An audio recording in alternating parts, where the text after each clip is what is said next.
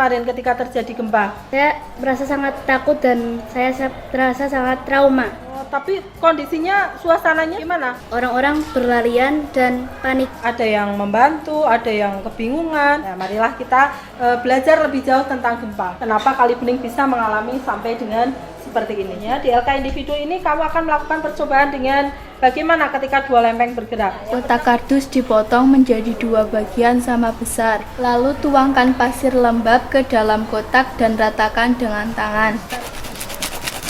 Amati apa yang terjadi pada pasir dalam kotak. Bentukan apa yang tercipta. Di sini terlihat ada retakan Sehingga ada daerah yang lebih tinggi dan ada daerah yang lebih rendah. Ada yang terbentuk patahan.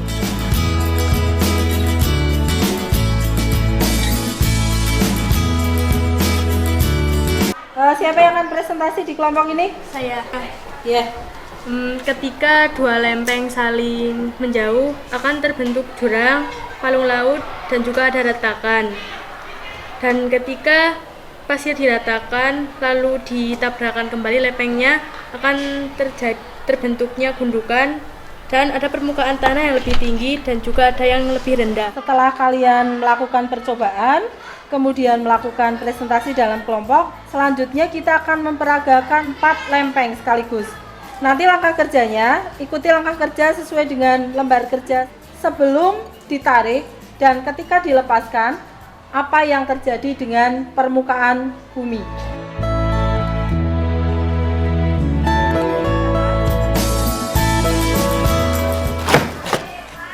Yang tercipta adalah gundukan-gundukan tanah. ada daerah yang lebih tinggi dan ada daerah yang lebih rendah. Gerakan ini menyebabkan terbentuknya daerah yang lebih rendah dan lebih tinggi dan menyebabkan longsor. Hal ini seperti yang terjadi di Kali Bening. Benar nggak? Setelah saya cari di sini, memang benar itu adalah lipatan tegak. Ciri-cirinya adalah tegak lurus terhadap bidang lipatan. Baiklah, selanjutnya kita akan melakukan peragaan tentang peristiwa gempa bumi. Kalian menuju ke alat peraga gempa bumi, akan saya bagi LK4. Peragakan peristiwa gempa bumi dengan cara putar roda di samping alat perlahan.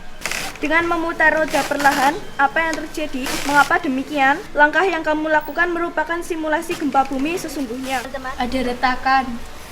Dan rumah-rumah penduduk dan lingkungan sekitarnya menjadi hancur. Terjadi longsor, pepohonannya tumbang.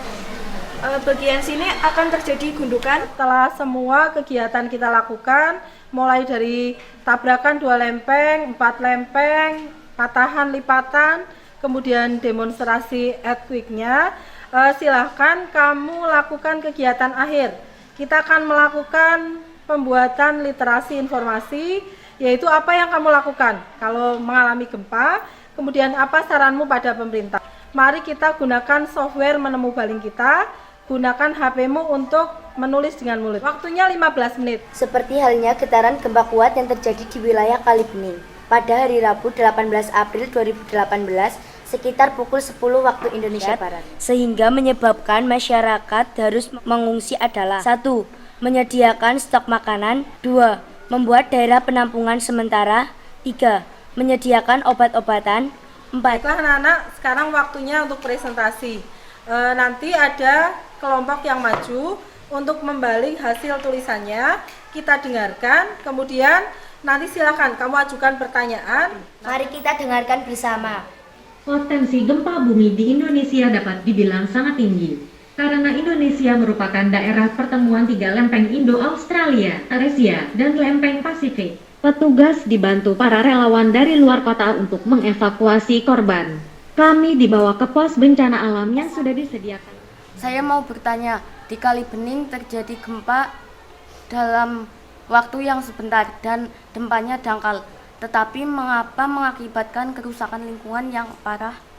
Daerah Kali Bening ada pada cekungan di sini dan batuan Plutonya sangat dekat dengan kerak bumi. Sehingga apabila ada penyusupan magma, daerahnya akan bergetar dan kerusakannya lebih parah daripada daerah yang di sini.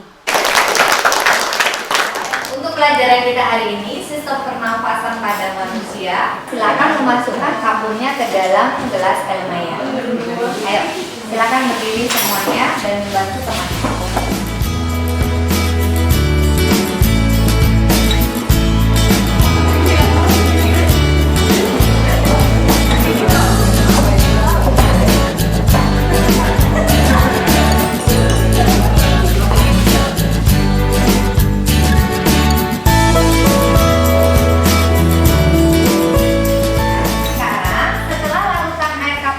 Kalian endapkan, silakan perhatikan langkah kerja yang nomor 4.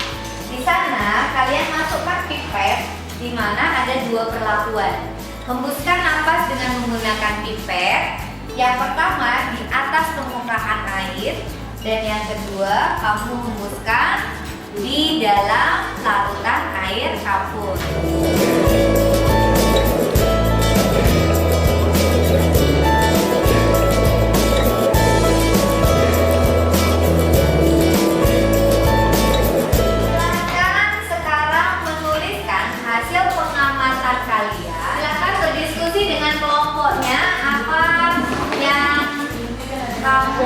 Kamu amati.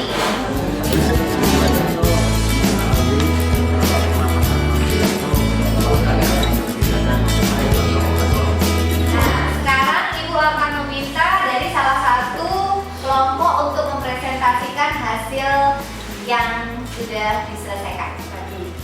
Hasil percobaan ketika kita meniup di atas permukaan air itu tidak keruh, dan sebaliknya ketika kita meniupnya di dalam air itu akan keruh. Jadi kesimpulan dari praktik kita tadi adalah pernapasan manusia menghasilkan CO2 dari kalsium hidroksida menjadi kalsium karbonat. Sekian dari saya.